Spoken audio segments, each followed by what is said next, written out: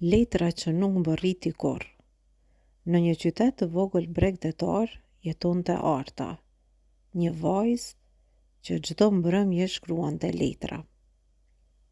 Jo për t'i dërguar, por për të kujtuar vetes se si ndihej. Në çdo letër ajo fliste me dikë që kishte humbur babain e saj, i cili kishte ndërruar jetë kur ajo ishte vetëm 8 vjeç. Një ditë, ndërsa po pastronte dollapin e vjetër të shtëpisë, Arta gjeti një zarf të vjetër me emrin e saj. Ishte letra e fundit që babai i kishte shkruar, por nuk kishte arritur ta dërgonte.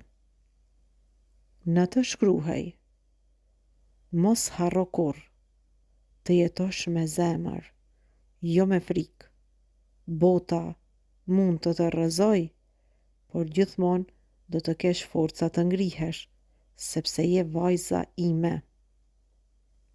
Ajo qau, qeshi dhe kuptoi se ndoshta disa letra nuk kanë nevojë të mbërrijnë në kohë, sepse mbërrijnë kur je gati t'i lexosh.